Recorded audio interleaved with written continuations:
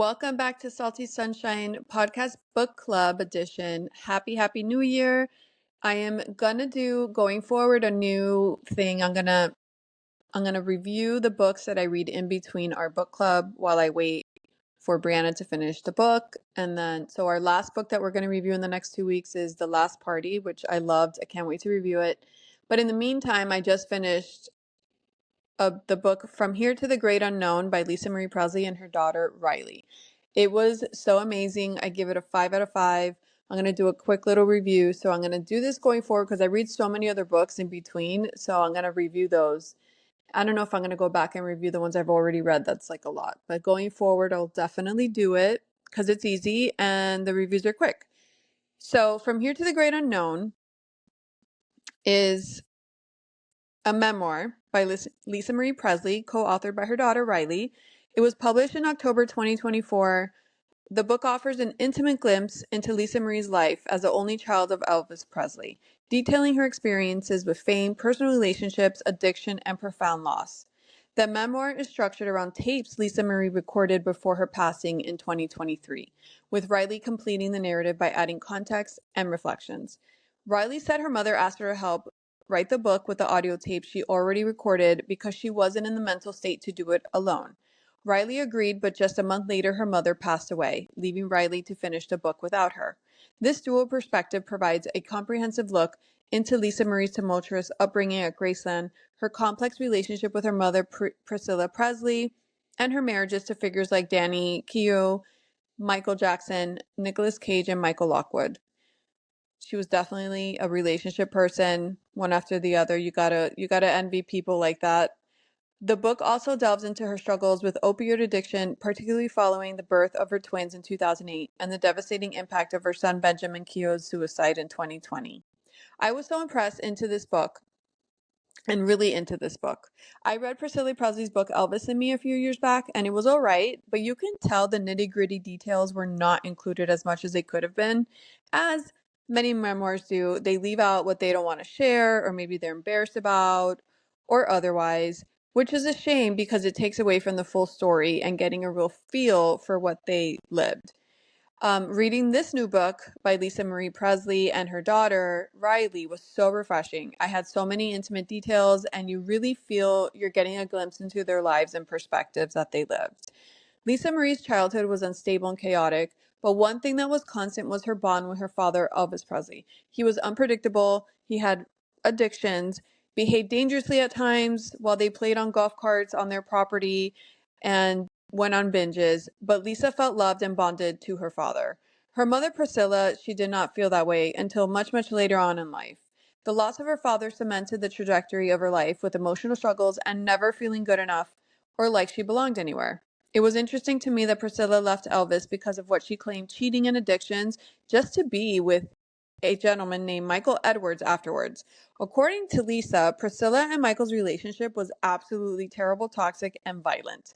He was ironically an actor and played a role in Mommy Dearest, which if you all remember that movie, that was a very heavy movie on mother child abuse, to which he was home one day and caught Priscilla yelling at Lisa about having wire hangers in her closet, which Michael thought was hilarious and had a field day with that.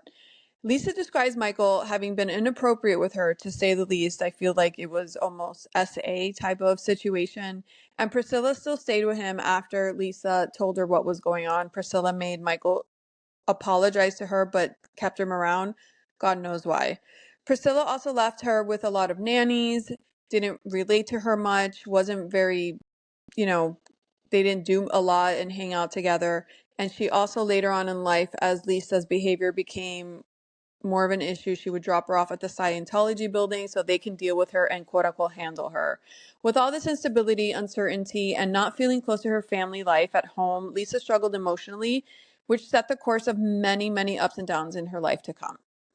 Lisa's real first crush and relationship was when she was only 14 years old, and the guy was much older, I believe 20 or 21, something like that. He was in a band, and he pretended to be into her, and maybe he was at the beginning, but he ended up selling photos of them and for money. So she felt very betrayed and started or continued her untrust in men. So basically, she was history repeating itself, which the way that Priscilla got with Elvis and that huge age gap when she was just a child. We get a glimpse of Lisa's relationship with Michael Jackson and how they met, grew closer, and ended up together, which was to me very, very interesting because I always thought the relationship was for show. I can't imagine Michael having a girlfriend with what I've seen, online or on TV. And apparently they connected while Lisa was still married to Riley's father, Danny. She was married to him for about 6 years, I believe. And she met Michael Jackson somehow and they got closer and closer, and they have so much in common. The way they grew up with having no money, coming from humble beginnings, them making it big and having a whirlwind around them that they didn't know how to deal with. So her and Michael had a lot in common. They got very, very close and they ended up falling for each other. And she abruptly left her husband that she had 2 children with at this point and was super in love with, um, for Michael Jackson. It was very crazy. She ironically stayed very, very close, or fortunately stayed very close with her ex-husband, and he helped her throughout her whole life and was there to the end. He was the only one that stuck around to the end.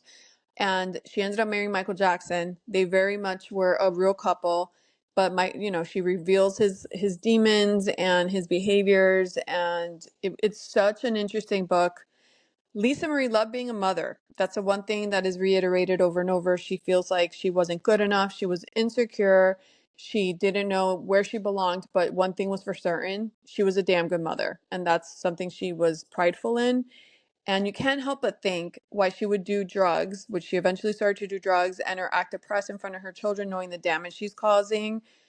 And I know that sounds judgmental, but it's just an honest thought and an honest question as a reader that I had listening to her disintegrate in front of her children, and which eventually her son ended up taking his own life, and he also did drugs. So you would think, you know, I mean, I guess I don't understand that world of drugs and addiction, but it's just a thought that came across my mind, that why would, if you love your kid so much and you love being a mother so much, why didn't you get that under control? But it's very, very sad. And the book goes back and forth between using 2 different fonts. One is for Lisa's voice and one is for Riley's voice. So that really gives you a good depth of their perspectives, which I truly loved and appreciated. I hear the audiobook is fantastic. It's Julia Roberts speaking for Lisa Marie Presley and obviously Riley speaking for herself. So it's a great perspective between what Riley experienced and saw with her mother and her relationship with her mother, which was very, very close, and then Lisa's voice recordings and what she experienced in her life.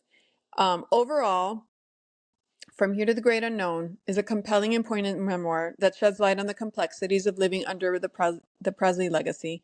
Its unfiltered narrative and the collaborative effort between mother and daughter make it a top-tier memoir and a 5-star rating from me. I highly suggest you go back and read it.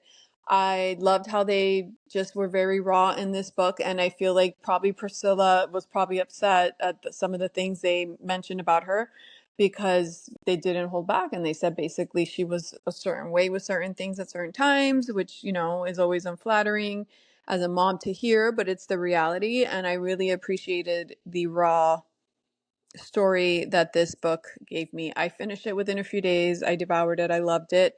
And I hope you read it too. I'd love to hear your thoughts, what you thought, or any other aspects you found interesting or surprising. And that's my review for From Here to the Great Unknown. Have a good day. Bye.